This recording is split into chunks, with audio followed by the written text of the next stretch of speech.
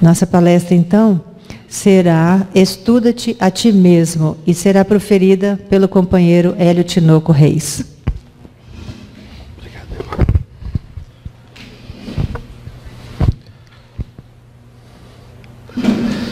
Queridos irmãos, queridas irmãs, aqui da Sociedade de Estudos Espíritas, irmão Tomé, aqueles companheiros que porventura venham a essa casa hoje pela primeira vez, alguém vindo pela primeira vez à Casa Espírita?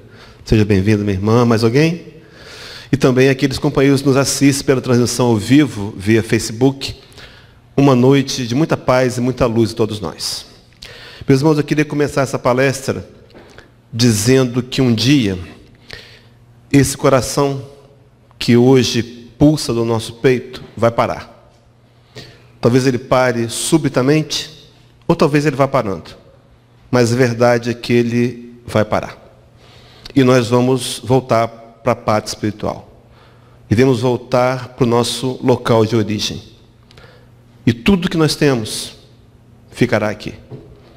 Não teremos mais como interferir, como usar, como usufruir. Vai ficar aqui. E a pergunta que nos fará do outro lado da vida, aqueles que nos receberem nos momentos adequados, é o que fizemos dessa vida. O que fizemos desses momentos em que Deus nos concedeu, por empréstimo, um corpo, um coração, para que nós pudéssemos angariar recursos infinitos no espírito mortal. O que temos feito da nossa vida? Será, meus irmãos, que ao retornar à parte espiritual, vamos levar algum tipo de remorso? Vamos levar algum tipo de frustração? Ou chegaremos lá sendo um daqueles dentre os que serão contados como tendo feito da vida uma vitória? Será que vamos aproveitar bem? Nós ainda temos tomado aqui para muitos de nós muitos anos, tomado aqui muito tempo. Mas será o que temos feito da vida? O tema de hoje, Estuda-te a ti mesmo, é um tema encomendado. Nós recebemos da comunidade espírita cristã, e quando a companheira me passou o tema, minha primeira reflexão foi: estuda-te só pode ser a ti mesmo. Isso é um pleonasmo, uma linguagem, uma figura de linguagem. No entanto, meus irmãos, ao longo da pesquisa, eu fiquei vendo o quanto nós temos sido, pelo menos a maioria, desatentos com esses momentos em que precisamos, de forma séria e concentrada, voltar os holofotes para nós mesmos, para nos estudar, para conhecermos de fato quem somos, para poder darmos conta de nossa própria responsabilidade. Nossa prece, meus irmãos, sinceramente, é de que Jesus possa falar nessa noite aos nossos corações.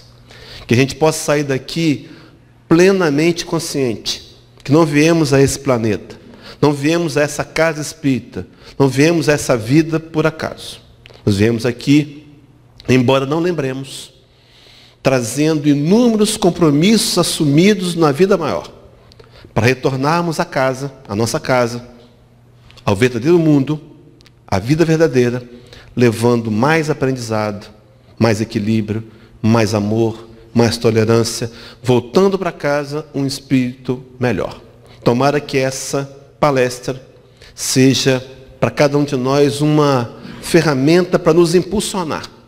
Porque, meus irmãos, o que fizemos daqui para trás é imutável.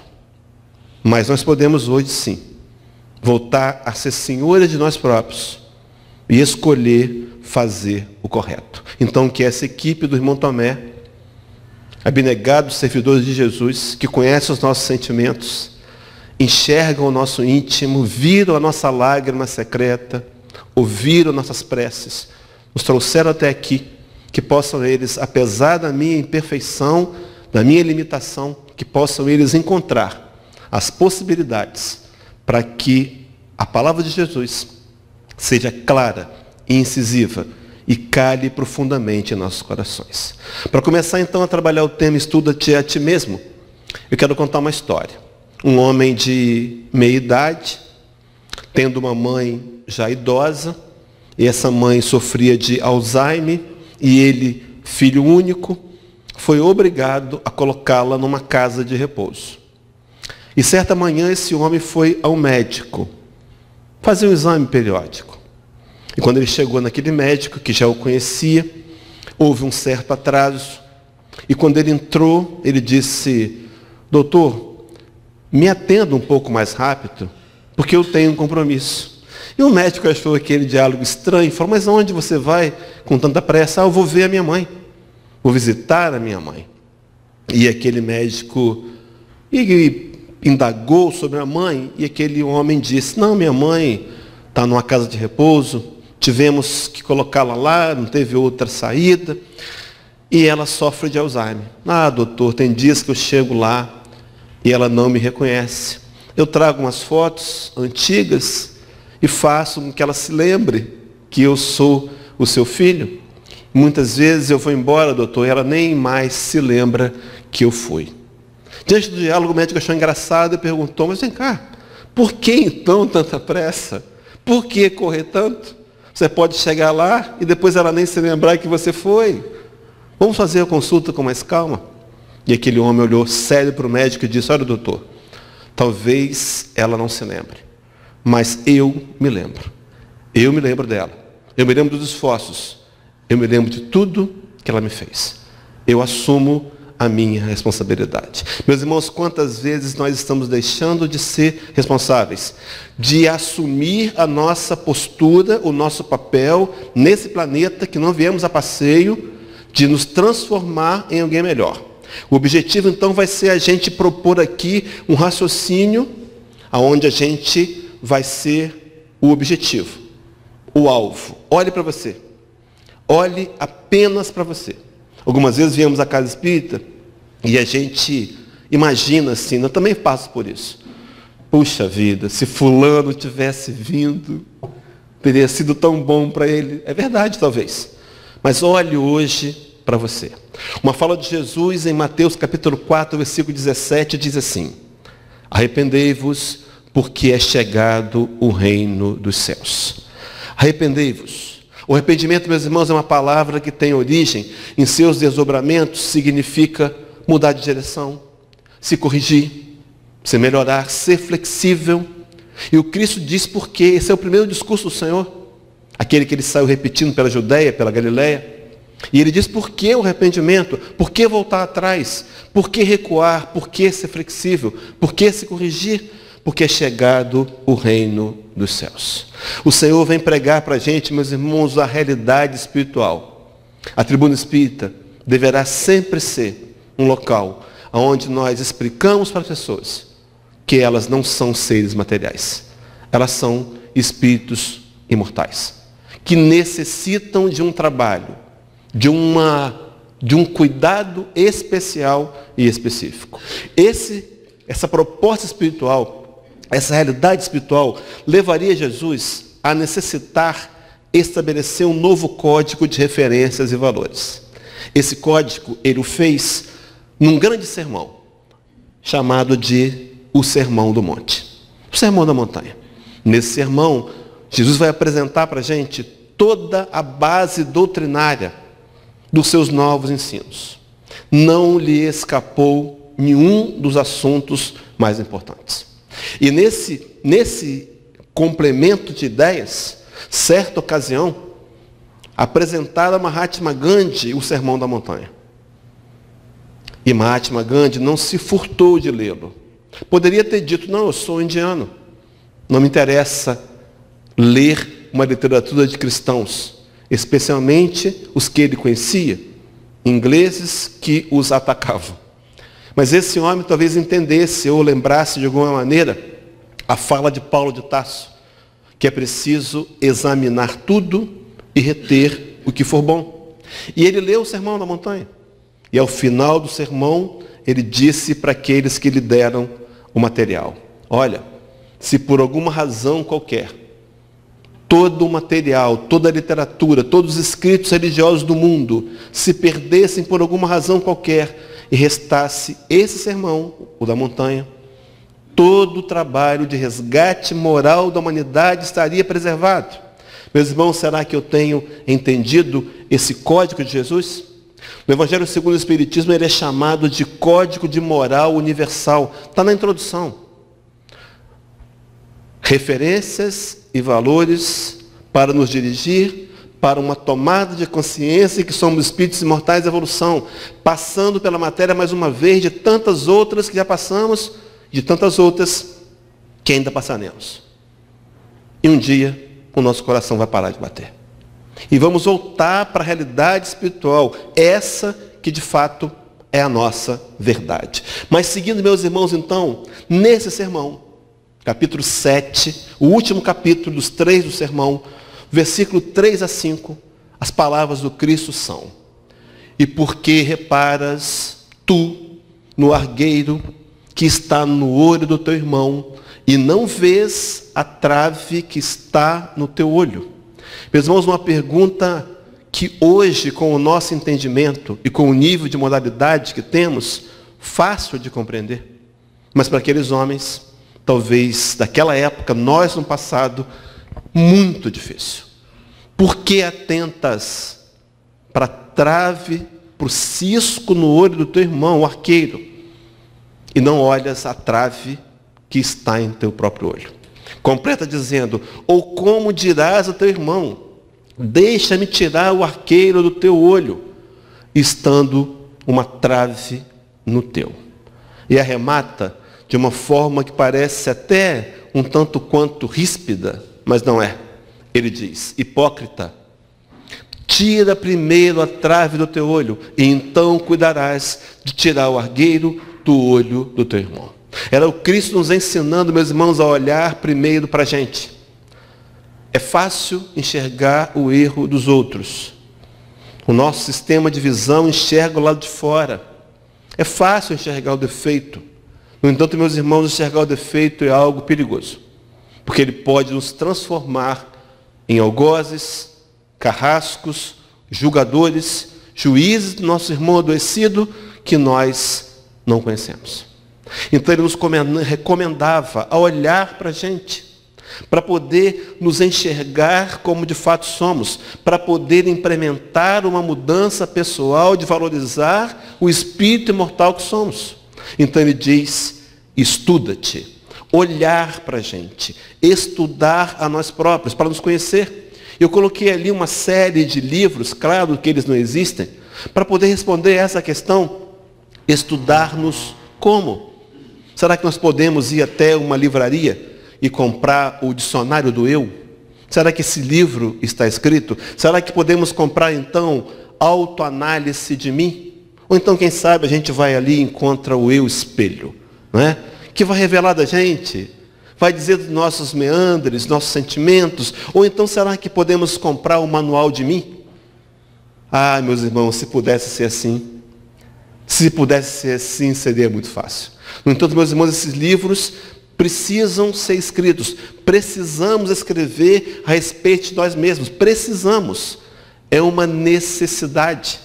O autoconhecimento como ferramenta básica e fundamental para a evolução moral, para a tomada de consciência, para resgatarmos nosso passado, para avançar e crescer e transformar a encarnação em algo vitorioso. Sem o autoconhecimento, não o conseguiremos. É como alguém que compra um eletrodoméstico, talvez uma televisão, e abre a caixa sem ler o manual. E começa a apertar botões e a televisão funciona, e ele diz: já sei como funciona. Não é? Nós não temos o hábito de ler o manual. Nós também não temos um auto-manual. Precisamos escrevê-los, para saber onde estão nossos limites, para nos conhecer melhor, e esse processo vai passar pelo estudo de nós mesmos. Então, meus irmãos, os livros que precisam falar de mim, e não dos outros. Porque olhar o erro alheio, repetindo, para ficar bem claro, pode se tornar perigoso. No entanto, olhar os meus próprios erros, detectar as minhas dificuldades, será fundamentalíssimo para poder evoluir e ter um foco aonde trabalhar. Às vezes estamos fazendo como que de forma atabalhoada. Queremos ser melhores, mas não nos conhecemos. Não sabemos aonde investir, o que fazer de melhor, de mais produtivo, para otimizar o nosso tempo, que já perdemos tanto no passado e que é curto para alguns. Mas será que temos entendido essa necessidade de buscar o autoconhecimento via autoestudo? Então é nesse propósito, é nessa proposta que a gente quer trazer uma fala de Allan Kardec. No Evangelho segundo o Espiritismo, capítulo 17, tem 3, onde Allan Kardec vai falar do homem de bem. Ele discorre e diz que o homem de bem estuda suas próprias imperfeições e trabalha incessantemente em combatê-las. Então, para que eu possa combater com eficiência, eu preciso saber aonde é o combate. Então, se nós temos uma praga qualquer de cupim na nossa casa, para que apliquemos o remédio e ele funcione, é preciso saber aonde estão os cupins, não é assim? Talvez o cupim seja, meus irmãos, o meu orgulho, a minha vaidade, o meu egoísmo, a minha cupidez, a minha preguiça. E eu preciso focar para poder ter um resultado eficiente. Então, observe, meus irmãos, ele segue dizendo que esse homem, todos os esforços emprega para dizer que no dia seguinte, que alguma coisa traz em si de melhor do que na véspera. Então ele estuda, reconhece os erros, combate-os amorosamente, para poder avaliar-se, para dizer que no dia seguinte ele conseguiu alguma conquista. Observe, meus irmãos, que o esforço é pessoal. Quem dera nós pudéssemos ter uma transferência de esforços, não é? A internet está acabando, o nosso pacote está acabando, então nós podemos transferir um pouco da internet para o nosso amigo ou para a esposa. Não dá para transmitir esforços. Eles são pessoais.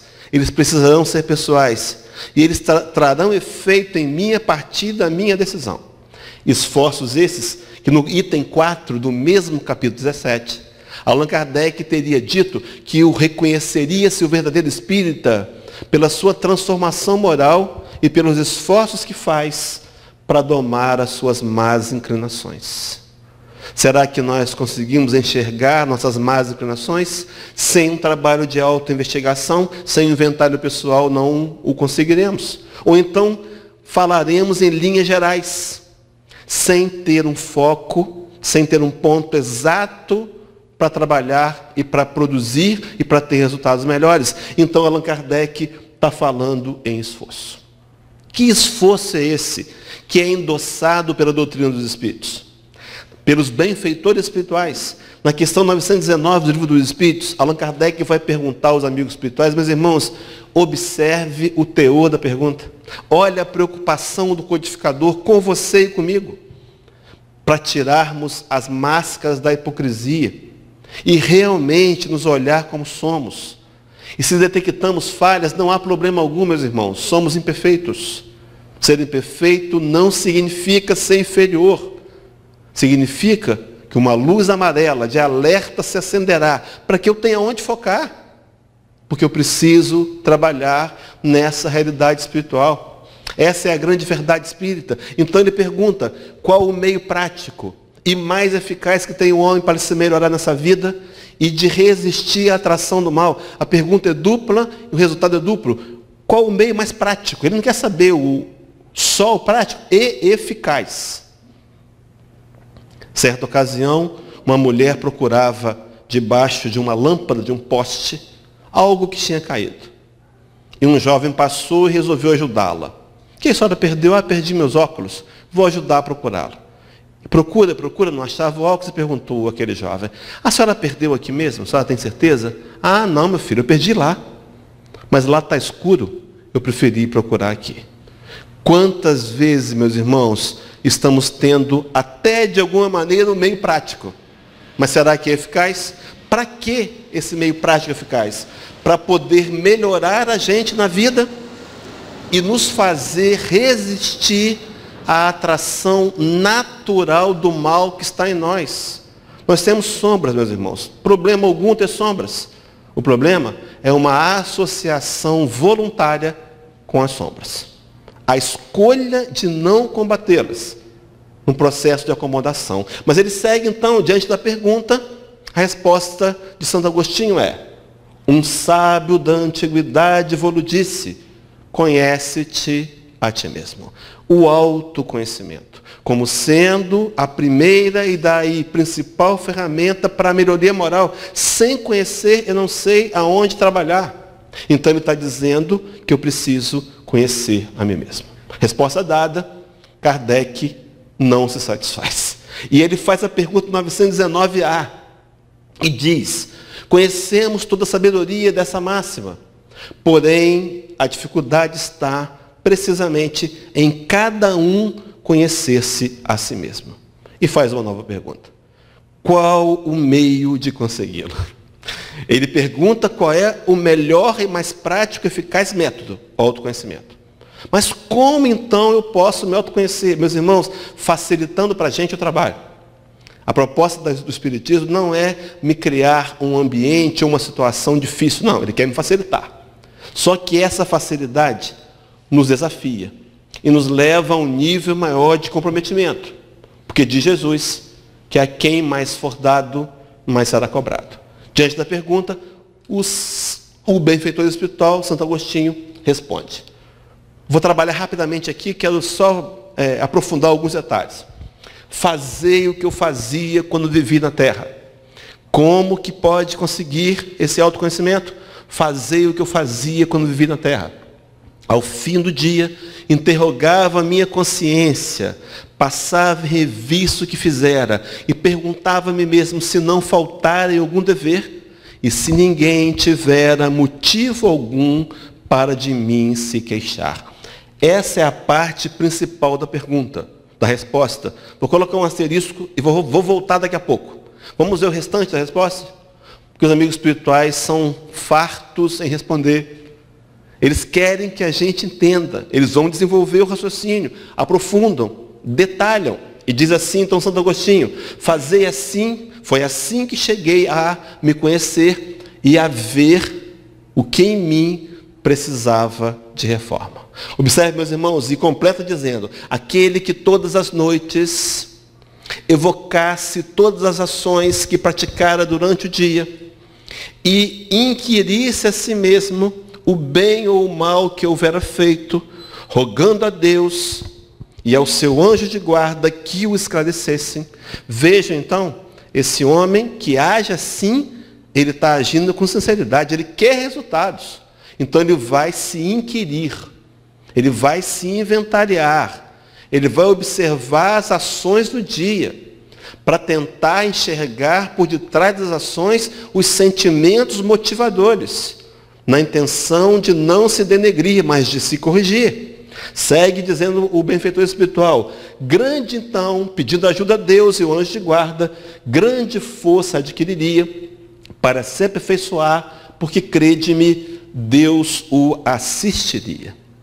Essa fala que Allan Kardec, que o benfeitor espiritual traz, mais tarde no Evangelho segundo o Espiritismo, lá no capítulo 27, item 22, aquele capítulo que fala sobre prece, seria dito: a vossa prece deve conter o pedido das graças que necessitais, mais de que necessitais em realidade. Rogai-lhe que vos conceda os bens mais preciosos, da paciência, da resignação e da fé. Temos pedido o quê, meus irmãos? Temos rogado o trabalho? Podemos sim. Um relacionamento? Podemos pedir também. Mas será que eu tenho me preocupado em pedir o que de fato necessito? Porque o namorado, ou o patrimônio, ou o emprego, são matérias que vão ficar aqui quando o nosso coração parar de bater. Mas as valências da paciência, da resignação e da fé vão ser aquisições imperecíveis para a imortalidade. Mas observe o complemento ainda. Que é que na maioria dos casos pedis a Deus? Já vos tende lembrado de pedir a vossa melhoria moral? Meus irmãos, será que eu tenho entendido, e como espírito mortal que sou, eu preciso pedir ajuda para que eu melhore moralmente? Esse é o objetivo, o maior de todos, o principal. Os outros são importantes também, mas secundários. E quantas vezes temos focado apenas no material, esquecendo a nossa origem, esquecendo que um dia daremos conta daquilo que fizemos. Paulo de Tarso tem um versículo na segunda carta aos Coríntios, capítulo 5, versículo 10.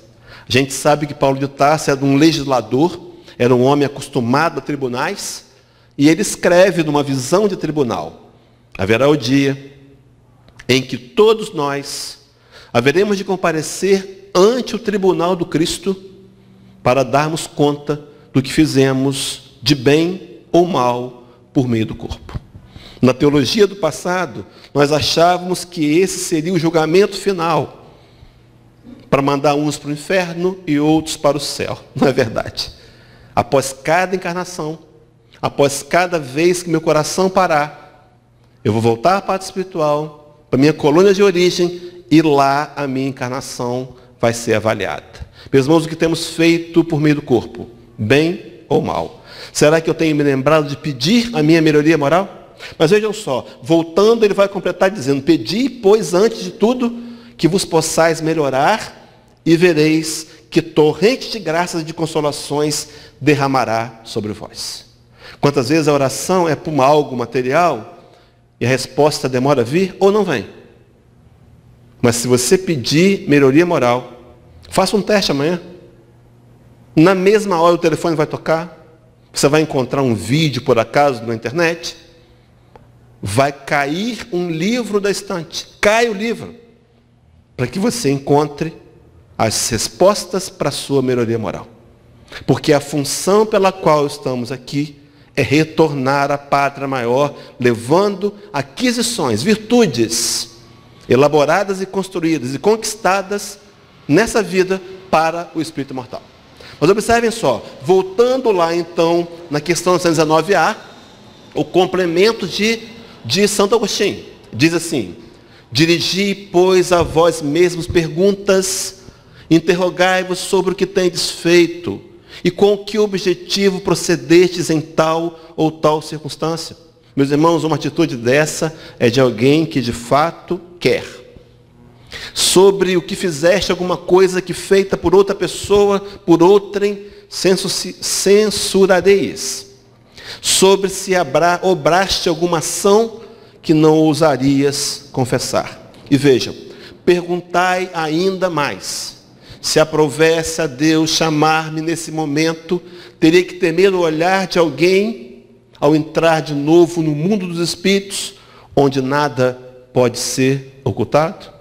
Uma investigação para autoconhecimento, para atuarmos em nós mesmos de forma melhor, eficiente e produtiva, cumprindo com a grande missão de conquistar os valores morais. Mas voltando então ao asterisco, para poder fazer o raciocínio, ele vai dizer: fazei o que eu fazia, e são duas ações, observem. A primeira, quando vivi na terra, ao fim de todo dia, de cada dia, interrogava a minha consciência, passava em revista o que fizera e perguntava a mim mesmo se não faltara com algum dever. Então ele está orientando, e no segundo momento, se ninguém tiver algo para mim, para se queixar de mim. Duas ações. A primeira delas, meus irmãos, olhar para a gente mesmo. Encararmos-nos e procurar conhecer a nossa realidade. Olharmos no espelho.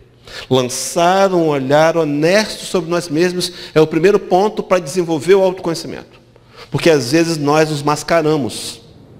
Tem um músico de Brasília, chamado Renato Russo, fundou a Legião Urbana, e ele dizia numa das suas canções que a pior mentira é a gente mentir para a gente mesmo. E conseguimos.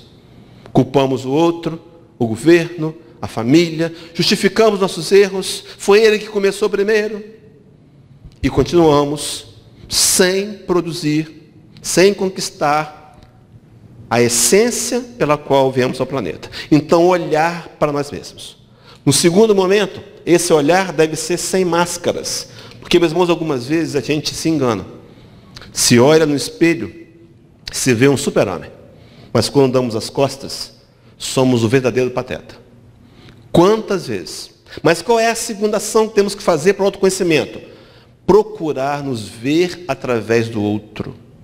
Meus irmãos, então alguém me diz lá no meu trabalho: você é muito orgulhoso. Eu me aborreço. Ele me ofendeu, me chamou de orgulhoso. No final do dia eu pego o telefone e ligo para um amigo mais próximo: poxa, meu colega de trabalho me ofendeu, me chamou de orgulhoso. Santo Agostinho fazia diferente. Será que ele não tem razão? Será que eu não estou mascarando, não estou vendo? O que ele está vendo em mim que eu não estou vendo? Ele validava as críticas do outro, o comentário do outro, o feedback, o retorno do outro, para poder se autoconhecer. Os outros, meus irmãos, têm muito a falar para a gente, porque eles são, às vezes, neutros, principalmente os mais adversários, os desafetos, porque o amigo, ele dá rodeios, né? Então você tem um companheiro que está separando no casamento, e você percebe que esse seu amigo está tentando ficar com a parte maior do patrimônio, está agindo de forma incorreta e desonesta. Você, espírita, sabe que a aparente vantagem que ele vai ter vai virar dívida. Não vale a pena. Então você quer aconselhá-lo. Chama-o para ir no shopping, tomar um café. No começo da conversa, conta algo engraçado do seu relacionamento com ele. Nós somos amigos há 30 anos, você lembra disso? Os dois riem.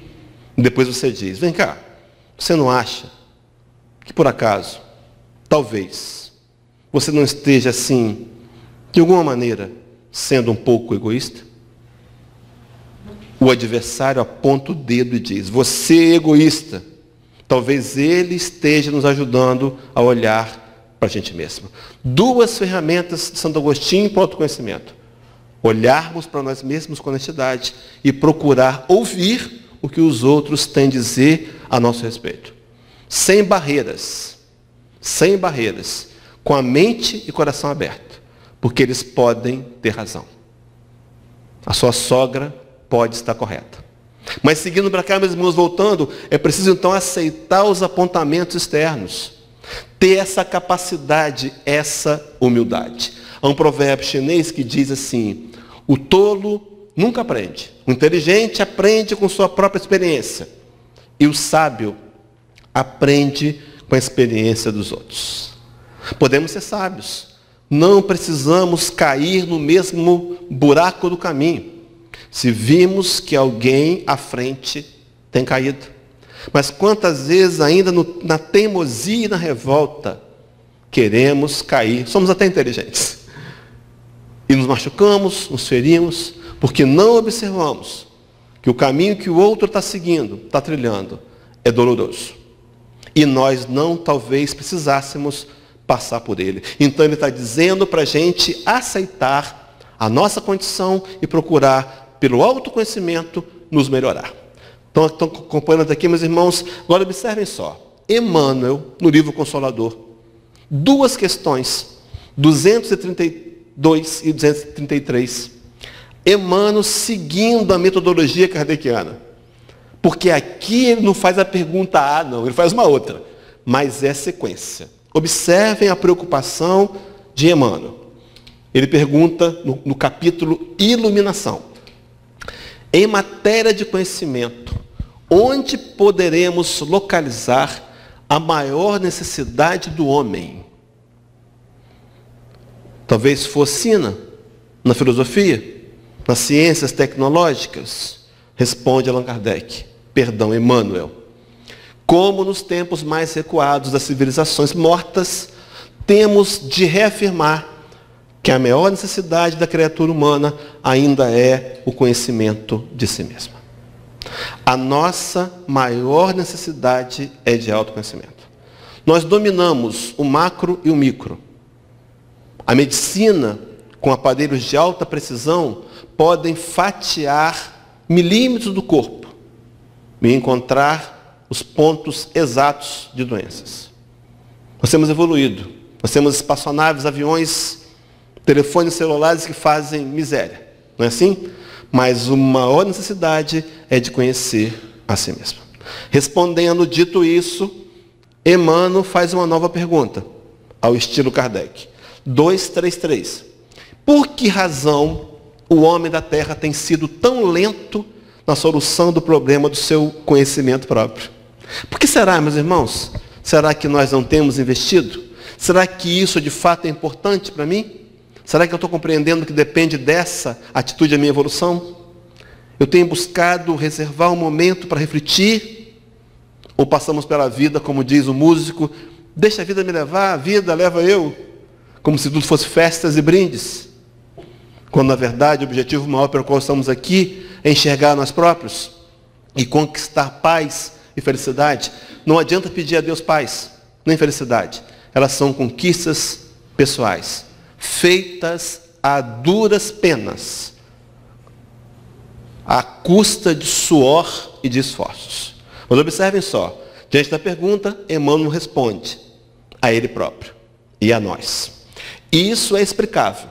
Somente agora a alma humana poderá ensimesmar-se o bastante para compreender as necessidades e os escaninhos da sua personalidade espiritual. Interessante a forma de escrever de Emmanuel, ensimesmar-se, ou seja, trazer um enfoque para si mesma.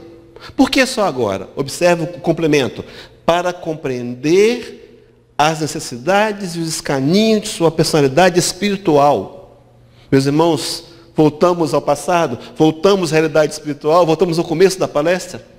Seres espirituais, passando pela vida física, para desenvolver valores do espírito mortal, onde tudo que é matéria deveria servir como aparelhos e ferramentas. Só isso. Mas nós perdemos o foco. Perdemos o foco. Esquecemos a nossa missão e focamos apenas nas questões materiais. Mas olha só, completa dizendo então, essa passagem de Lucas, para fazer um paralelo, aquela parábola do rico insensato. Capítulo 14, 12 de Lucas, 13 a 21. Aquela parábola que um homem teria plantado, colhido fartamente. Lucas fala em colheita abundante. E aquele homem começa a travar um diálogo consigo próprio. O pensamento é esse. Bom, diante dessa colheita toda, fiquei rico. Vou derrubar todos os meus celeiros velhos. Vou construir novos e maiores. Se fosse hoje, mais modernos. Vou estocar tudo que eu colhi. E vou dizer para minha alma: aí, alma, tens em depósitos bens para muitos anos. Agora aproveita, relaxa, folga. Diz Jesus na parábola, no versículo 20: louco, esta noite lhe pedirão a tua alma, e o que tens separado, para quem será? O coração que bate no nosso peito vai parar. Tudo vai ficar aqui, num instante ou depois de algum tempo. O que temos feito, meus irmãos? Será que temos agido com insanidade? Investido só no espírito, só no corpo material e espírito? E a nossa verdadeira e principal missão. Mas olha só, voltando então para o texto consolador, Emmanuel completa dizendo: antigamente, a existência do homem resumia-se à luta com as forças externas, de modo a criar uma lei de harmonia entre ele e própria natureza terrestre. Foi uma etapa necessária para que esse homem construísse uma ideia de civilização. Muitos séculos decorreram para enfrentar os perigos comuns. A organização da tribo, da família, das tradições, das experiências coletivas, exigiu muitos séculos de luta e de infortúnios dolorosos. Imagina mesmo para chegar hoje à sociedade construída que temos. Quantas dificuldades, né? Nós hoje pegamos um telefone, como eu comentei agora há pouco, fazemos miséria com ele. Mas imagina desde o primeiro telefone, as tentativas de descobrir um meio de se comunicar à distância. Começamos lá com os índios no sinal de fumaça. Chegamos ao smartphone.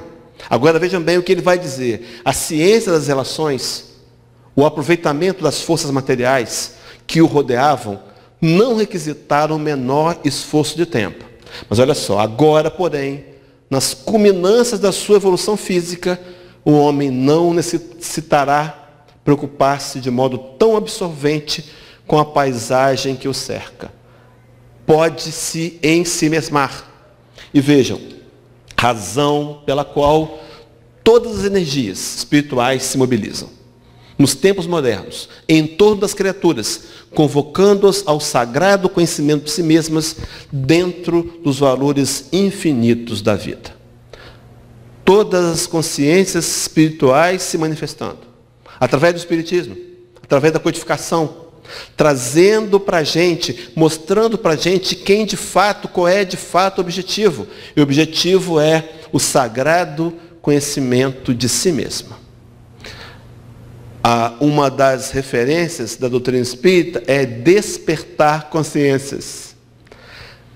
Despertar-nos para a realidade de que somos um espírito, passando pela vida material. Não somos materiais. A matéria nos engana. Às vezes a gente acredita que é um corpo e tem um espírito. É o contrário. Nós somos um espírito e temos um corpo. Corpo esse que um dia vamos ter que dar contas do uso que fizemos. Então ele fala do sagrado conhecimento de si mesmo. Então, meus irmãos, é preciso uma busca pela realidade para iniciar o processo de transformação.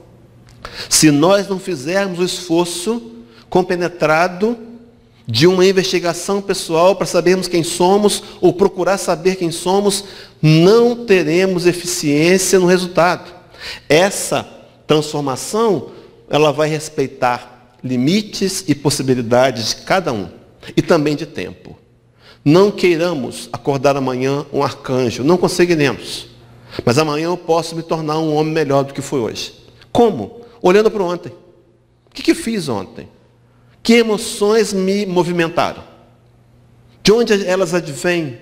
Por que ajo como ajo? E vou tentar controlar. Vou tentar ser senhor de mim. Não conseguirei plenamente.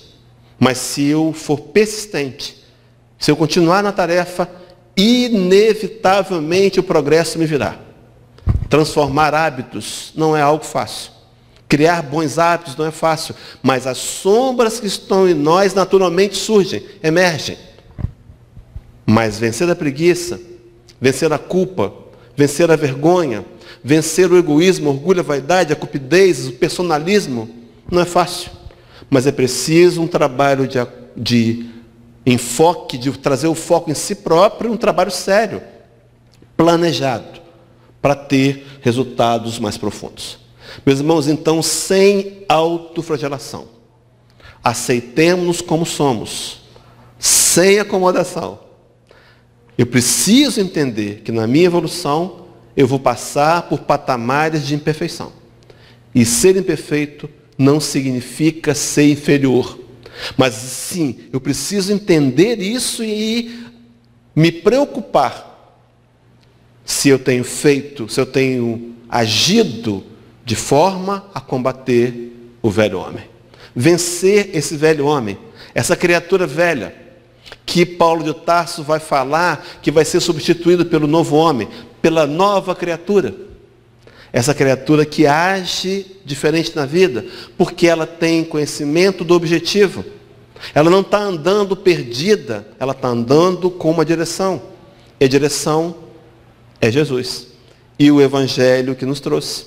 Que nós não entendemos e deturpamos, mas que o Espiritismo veio para corrigir e nos trazer diretrizes seguras e corretas, que se aplicadas voluntariamente, vão produzir resultados que queremos. Mas é preciso então passar pelo autoconhecimento.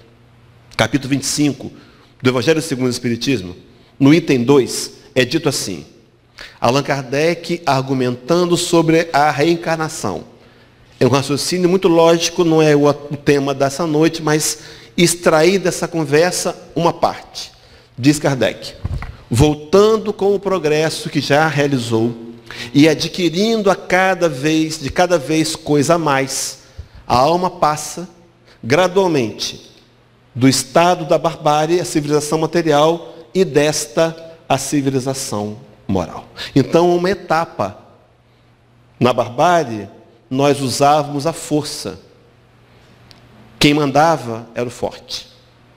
Depois, esse sistema faliu. Passamos à civilização material, onde o que importava e quem mandava era quem tinha haveres financeiros. No entanto, hoje, meus irmãos, nós chegamos à civilização moral. Estamos transitando para ela, onde nós somos despertados a não ter, mas a nos tornar, a ser, a ter aquisições de patrimônio espiritual individual. a conquistar numa luta essa condição. No entanto, gradualmente. Não será de uma hora para outra. No Evangelho segundo o Espiritismo, capítulo 12, tem 5, uma passagem confortadora. Diz assim o benfeitor espiritual, diz assim Allan Kardec: a maldade não é um estado permanente dos homens. Ela decorre de uma imperfeição temporária. E vejam a conclusão do slide. Assim como a criança se corrige dos seus defeitos, o homem mau reconhecerá um dia os seus erros e se tornará bom. Por que isso é consolador? Porque ele está de acordo com a fala de Jesus, João capítulo 8, versículo 32, e conhecereis a verdade, e a verdade vos libertará. É um determinismo, nós conheceremos a verdade um dia, e a verdade nos tornará seres livres, é a nossa destinação, ser perfeitos.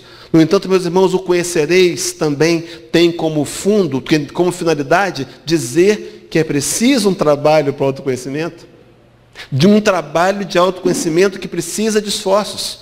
Por isso o Espírito de Verdade, o companheiro que trouxe a codificação por meio de Allan Kardec, liderando uma pleia de espíritos superiores, ele vai dizer no mesmo Evangelho, segundo o Espiritismo, capítulo 6, item 5, espíritas, amai-vos. Esse é o primeiro ensinamento. Olha só, ele está falando para espíritas. Ele sabia que o Espiritismo, essa doutrina ia crescer. E crescendo, traria dificuldades entre nós de relacionamentos. Por isso ele está dizendo, espíritas, amai-vos. Amai-vos, para estarmos juntos, para aceitar a dificuldade do outro, para perdoar. Mas ele diz ainda mais, esse é o primeiro ensinamento. Espíritas, instruí-vos, eis o segundo. O instruí-vos não é uma sugestão, é uma ordem. É uma ordem. Será que eu tenho buscado a instrução? Será que eu estou matriculado nos cursos que a casa oferece? É uma resposta que cada um de nós deveria dar a si próprio. Se eu perguntar a você, não responda. Que livro você está lendo? Você tem um livro na ponta da língua para dizer? Ou temos deixado a instrução para depois? Uma ordem. Então ele está dizendo que nós conheceremos a verdade. E esse homem um dia vai se corrigir, vai se arrepender, vai se melhorar, vai ser bom. A destinação do homem é ser bom. Então, meus irmãos, hoje a dificuldade que enfrentamos é para ser vencida. Ela será vencida. Talvez a minha descrença pessoal me leve simplesmente a retardar a vitória. Mas amanhã, ou daqui a um tempo, eu serei bom. Não terei mais pensamentos maliciosos. Não terei mais a irritabilidade. Não serei mais agressivo. Não terei mais inveja. Porque tudo isso terá sido vencido pelo Evangelho de Jesus, que nos orienta a um caminho de reconstrução que começa pelo autoconhecimento. Chico Xavier deixou-nos uma frase, dentre tantas frases, e essa, Roberta, não pude tirar a tempo. A frase diz, Deus nos concede a cada dia uma página em branco no livro do tempo. Aquilo que vamos colocar nela corre por nossa própria conta. Agora são 20 horas e 56 minutos. Nós temos ainda 3 horas e 4 minutos para acabar o dia. O que podemos fazer em 3 horas e 4 minutos? Podemos fazer um bolo de aipim, podemos ver um jogo de futebol na TV, podemos pegar o telefone e ligar para alguém. E dizer que amamos, porque amanhã pode ser tarde, meus irmãos. Meu coração pode parar essa noite. Louco, essa noite de pedirão a tua alma. O que tens preparado? Para quem será? Para quem vai ficar o patrimônio? Não importa o que fizemos de patrimônio pessoal. Onde estão as aquisições morais? O que podemos fazer hoje efetivamente? Fique vermelho, fique amarelo. Não tem problema. Faça vômito, mas ligue para a pessoa que você precisa ligar. O dia, a oportunidade é agora, meus irmãos. Pode ser que eu não a tenha amanhã. Mas então, para a gente poder terminar, eu coloquei aqui de novo a mesma capa da palestra. Estuda-te a ti mesmo. E porque é preciso, algumas vezes, fazer uma leitura de nós próprios. Na verdade, uma releitura. Nós já trazemos muito conhecimento de nós próprios. Muitos deles estão equivocados, não são verdadeiros. O Espiritismo vem nos dar uma clareza para entender que nós não somos mais vítimas, nós não somos algozes, nós também não somos aqueles infelizes, nós somos seres criados para vencer. Lembro do sermão, lembro da carta aos Romanos, capítulo 8, quando Paulo de Tarso vai falar o cântico da vitória. Ele diz assim: se Deus é por nós, quem será contra nós? Se aquele que nem a seu próprio filho poupou, antes o entregou por cada um de nós, como não nos dará também com ele todas as coisas? Quem nos separará do amor de Deus? Será a tribulação?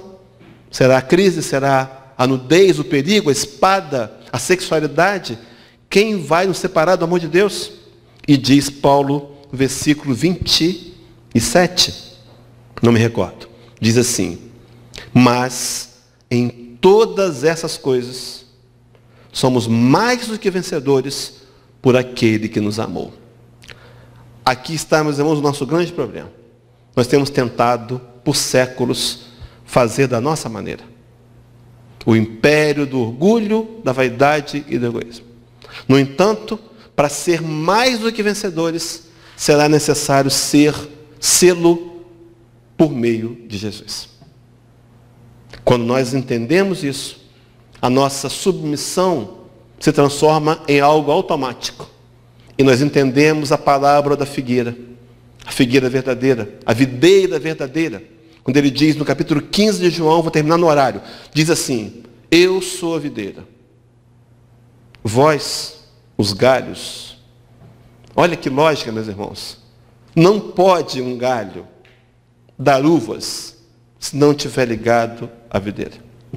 E arremata: porque sem mim nada podeis fazer. Vamos trazer luzes sobre nós próprios, num trabalho de autoconhecimento, sabendo que essa luz virá de Jesus. A luz do mundo, aquele que andar em Jesus, jamais terá trevas.